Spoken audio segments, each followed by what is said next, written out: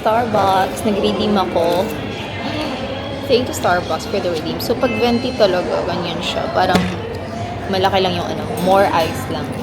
This is my go-to drink. This is recommended by my boyfriend. Brown sugar, ice shaken espresso. So, yun yung aking drink. She's doing her own thing. Mag-vlog na din yan siya in the future. Sabi niya before sa akin, gusto niya mag-vlog. Pero ayoko yung ako mag-edit, girl. So, ikaw, sabi mo nung bata ka pa, sabi mo gusto mong mag-vlog. Tapos inisip ko, pag malaki ka na, parang ko mag-edit. Ako mag-edit. And then, the reason for that is, I want her to, alam mo yung parang may hard work pa din. Yung talagang, kasi syempre pag nag-vlog ka, in the future, you'll be monetized, you'll earn. So, dapat i-earn niya din yung hirap ng pag-vlog, pag-i-edit, para ma-appreciate niya kung ano yung pag-vlog talaga. Not now, hindi pa siya kasi minor pa siya. Yung iba diba nag-vlog na minor. But me, personally, as a mom, I would love her to vlog like older pa. Pero she can upload TikTok stuff. So, yun. Ngayon, toka-boka mo na siya. For kid stuff pa na. Yan yung bahay mo. Wow! Taray. Pwede yun i-access offline? We're done here sa Starbucks. Tayo mo, paubos na. And we're just gonna go doon sa Dolomite. First time kong pupunta. So, if you're a Filipino, tayo ko kung alam niyo yung Dolomite. So, this is the footbridge na sinasabi ko. Tatawid ka here. And then you'll see dyan yung US Embassy. So, ayan na si Carlita. Punta kami doon sa Dolomite. Kaloka, lumalaki yung laruan inside the bottle. Papunta na yan. Oo, papunta na. Pwede. Malapit lang. Malapit lang dito. Intramuros. You're correct. Let's see. Dito na kami, guys. So, this is it. Hindi ko sure kung may entrance. Oh, no food or drinks allowed. Kailangan natin itapon. So, no entrance dito sa Dolomite. Nasa Florida na tayo. Nasa beach. Oh, ganito na. Oh, that's amazing. Oh, I didn't know na maganda dito. Look at that. Parang nasa Korea ka. Diba? Korea? Oo, yung sa mga Oh. Hindi ko siya na-appreciate sa TikTok or videos on Facebook. But this is actually nice. Alam mo yun, may ganito tayo na free. Working on my daydreams. Down bed wishing you'd come and save me. If only I'd have a time machine back then, I'd see us dancing in the kitchen light. No one thought we could ever make it. Didn't know time could move so fast. 10 years later and I'm still your baby. Hold tight, 'cause I know that we're Clear. changing, but I will be forever young in your arms. Tell the story about you and me. Uy, sunset. Of all the love you gon' have you like summer 15. Hold tight, 'cause I know. So guys, it's 6, ayan na yung alarm. Hanggang 6 p.m. lang pala dito. So, nagpapalabas na sila. So again, pwede kayong pumunta dito. It's free. So, ayan si Kuya. Nag-a-alarm na siya. Para lumabas. Ano yan? May nakuha siya. Ilagay niya sa bag. May take out siya. Magkano po yung sa cone? Ha? Sorry, 25? Isa.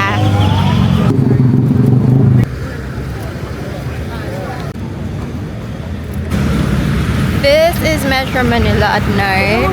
Ngayon lang ako nakalakad dito.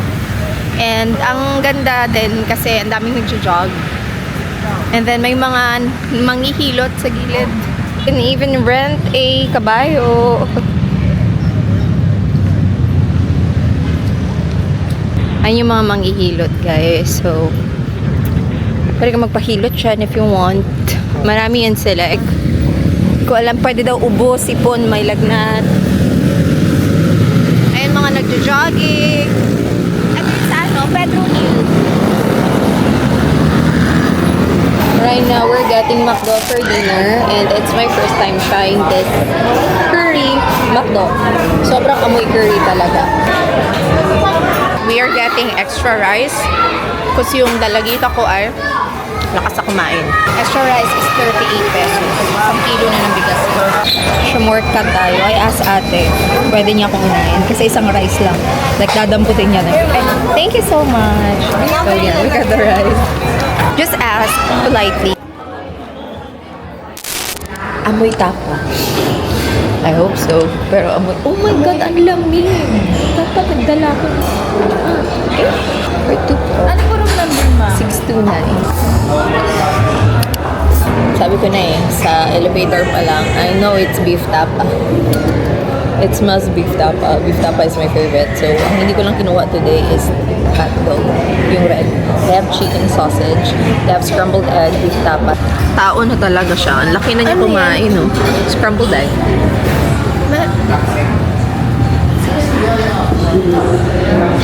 Kuha, gusto niya egg. Tapos na kami kumain and we're gonna prepare for us to go home.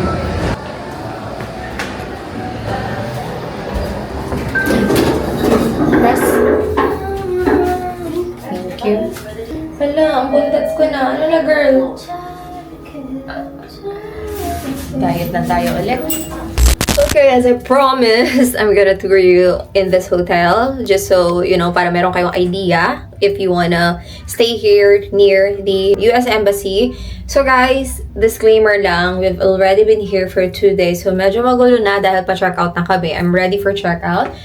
So, if you wanna consider this Bayview Hotel, this is the room when you get in. Ito, meron agad tayong sliding door here, sliding cabinet. This is your cabinet. So you have a safe and you have a laundry bag and 2 sleepers which we already used when you enter on this aisle. So you have the sliding door. So as you can see, very classic ng sliding door. Diba? Very luma.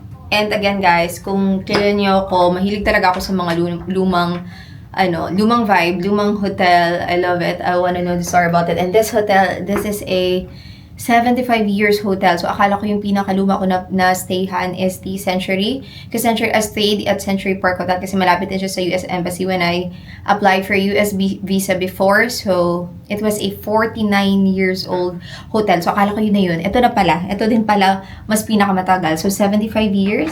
Tada! Open. So, here is the shower. Ayan, meron din yung hot and cold. And you have there their complimentary shampoo, body wash, shampoo with conditioner na siya. And this is the mirror. Ang cute na mirror. Oh, ayan. Gusto yung parang bamboo. Luma-luma siya. You have their complimentary na lang toothpaste and maliit na toothpaste and toothbrush. You have 2 towels na malalaki and maliliit. So, that's it. Ito na yon. Sa Century, meron silang bathtub. Hindi naman nagkakalayo yung price ng Century at dito. So, if magsistay ka lang, I would suggest, I love Century than this. Kinukumpara ko lang sila kasi dun kasi ako nagstay before for my tourist visa. But, if you want, parang nasa 5 minutes away siya. If gagrab ka. Here naman, pwede mo siyang malakad. Mga 5-minute walk, sabi nung ate. Pero I don't think, parang mga 8 to 10 minutes walk for me. For me lang naman. So, eto na yung room niya. We got twin beds kasi dalawa kami ni Carly. And here, that's the mirror. And si Carly, smile siya. Oh, sabi niya kanina pa tong nanay ko nagko-content ah. Ayan, you have here 2 beds. So, twin bed. My luggage is there because, again, we're about to leave. These are the documents I brought sa embassy. Ayan. You have here your complimentary tea. Pero kinuha ko na. Binulsa natin yon. And they have water also complimentary. I don't know kung complimentary pero ininom namin. Siguro wala naman bayad yun. Maliit na fridge. And then, bubunutin ko siya. Kasi, nung pumunta kami dito, hindi siya nakasaksak. So, ngayon naalis, bunutin din natin. You have their TV. Maliit na TV. And you have here the Manila Bayview. Ayan, ipapasilip ko kayo dyan sa maliit na butas kasi tinted siya so hindi kita. There's a Manila Bay. And as you can see, yung white ano dyan, di ba kita? Ewan ko kung karugtong yan, yung white building na yan. But yung white building doon, that's the US Embassy. So, sobrang lapit lang talaga. Talagang mag-walk ka lang and you'll get there. But for us, ewan ko kung magkarugtong tong video na to, pero I mentioned doon sa isa kong clip, sa isa kong video na morning, 6:30 kasi yung yung appointment ko, which akala ko 6 a.m. So, medyo napaaga kami. Nag-grab kami. So, sobrang liliko ka lang, sobrang lapit lang. Nag-grab kami because I thought dangerous yung footbridge. Kasi tatawid kayo may footbridge. Madilim pa. So, akala ko medyo dangerous siya. Pero meron palang nakatayo doon na parang siyang enforcer. So, nag-welcome pa nga siya. Parang pag aakyat ka, sasabihin pa niya, welcome, congrats, good luck. Gaganon pa siya. Kaya ako nalaman kasi pagdating namin sa US Embassy, I have to return my bag here sa hotel. Ewan ko kung na-mention ko na sa clip, but I'm gonna mention it again if ever man. Last tourist visa appointment ko, I brought a small bag. Okay, walang phone yon, iniwan ko sa labas. But, this time, iniwan ko yung phone dito sa hotel. No gadgets, no smart watch or anything. But, I brought my small bag. Yung pala, hindi na pwede.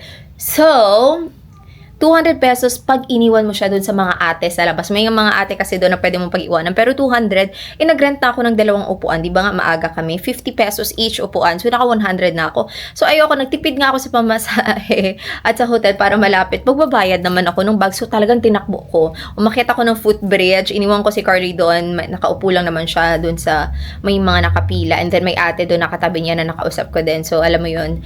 And then, I went back here sa hotel, dropped my bag, and then takbo ulit. So, very convenient if ever may mga ganitong situation ka that you have to come back to the hotel.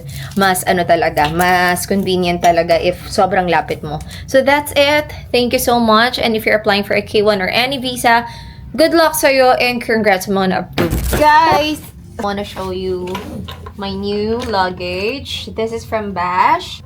I would say an honest review. Aesthetic-wise, it's nice. Aesthetically, it's nice. Maganda yung itsura niya. Maganda yung design. And this is like scratch-proof or scratch-resistant. Matte. Maganda. I also choose this color. Sobrang ganda kasi they have it in red. They have it in like olive green ata. And they have it in pink. I was so torn between the pink and this one. But I realized it's just so easy to pair with the outfit. And then yung isa kong hand carry bag from Island Elephant. It's also cream, dirty white. So, it would match. Then, ayan, ito yung itsura niya. TSA lock na din siya. Di ko pa yan naayos. It has a charging port here. And then, the back. Di ko pa natanggal. Tanggalin natin yung later. You have here your cup holder. And, sobrang laking tulong nito, guys. Kasi, pag nasa airport ka, you travel or you go somewhere na kailangan mo ng luggage, usually may tumbler or may kape ka. Alam mo yun, nalalagay mo na lang din siya dito so you have your free hand. And here, may sabitan ka rin dito if you want. And then, so this is expandable. So before, hinahanap ko yung zipper, I thought andito siya. No? So this one is for the expansion lang ng luggage mo. It comes to the wheels, wala akong masabi. Sobrang smooth niya. Nasa carpet tayo, but this is very smooth. 360 ikot na din yan. Talagang siya, talagang smooth siya. Ginamit ko to kahapon outside. It's so smooth. Dito naman sa handle niya, very smooth din. I don't have any problem with this one here. And here naman, let's go here inside na. Dito there's a zipper. Okay? So I hope you can see it. Okay. So this is the zipper. Okay? This is my concern lang. Sana may isi-smooth pa siya. Sana may isi-smooth, may yung parang smooth gliding. Because this one, hindi siya masyadong smooth for me. For me lang naman. I know, medyo you need force. Unlike the other the carry-on luggage na meron ako, ang dali niya. So parang, you need effort talaga to open and glide the zip. So ito, open it. Once you open it, but the selling point for me, kaya ako siya nabili, is this area. Yung sa laptop niya. Okay, so here, this is the laptop pocket niya, which I love. This is the reason why I bought this one, dahil dito. So, I put my laptop here. Ang laki ng laptop ko. Ayun. So, yung Pro na yan, kasha yan because last time kasi nag-travel ako, I brought my laptop, nilagay ko sa tote bag ko, plus andun pa yung mga ibang gamit ko. Ang sakit talaga, shoulder ko. And then, meron akong laptop case, so minsan kinikerry kong ganun, pero wala akong free hand. So, parang ang hirap. So, nilagay ko siya doon sa laptop ko. Sobrang sakit. Kaya nung nakita ko to, perfect kung carry-on luggage lang naman siya. Kasha siya, nilagay ko dito. And then, yung iPad naman, nadala namin yun, nilagay ko din dito. So, kasha siya. May mga pocket dito. This is the difference sa ibang carry-on ko. This is the zipper. Pop doon sa main bag mo. Ayan na. Ayan yung lalagyan. So, you can actually do this. Pwede mo tong i-close. Ayan. Ayan. So, pag binalik mo siya, ganyan yung magiging itsura niya. Open lang yan ng onte. So, here, this is the area where you put your stuff. Meron dalawang zipper, left, right. And then, ayan siya. So, personally, mas gusto ko yung separate, no? Kasi, andun yung, kung meron kang dirty clothes, pag uwi mo, pwede mo ilagay doon. Your shoes, pwede mo i-separate dun sa kabilang side. And then, dito yung clean clothes. And, expandable naman daw siya. Pero design-wise, baka kasi hindi yun doable. I don't know if you put a area for your laptop. Baka kaya that's why the reason for the design na ganito. Kasi hindi siya pwede, I don't know. Or bibigat siya lalo. Whatever the reason is, mas gusto ko yun. Pero the selling point again for me is the laptop area. Ayan. So that's it. Pwede to if you have kunyari may mga ganap ka sa labas na work and then kailangan mo ng maleta. This is really a good choice for me. But hopefully, meron lang siyang, again, bash. Hopefully, lang, more of a soft zipper or baka ito lang nakuha ko ang hindi masyadong soft and gliding. But it's a good one. Guys, pahabol. Na-figure out ko na siya. Hindi pala ako manggagaling sa baba. Ano ba yan? Dapat sa taas ako magaling. Para mapakita ko sa inyo ano talaga. Ang cute lang ng zipper kasi may mga nakalagay na embossed na bash name. So, ganyan siya. So, if you wanna get your laptop while nandiyan ka sa airport or somewhere, ganyan mo lang. Cute! That's it. Bye!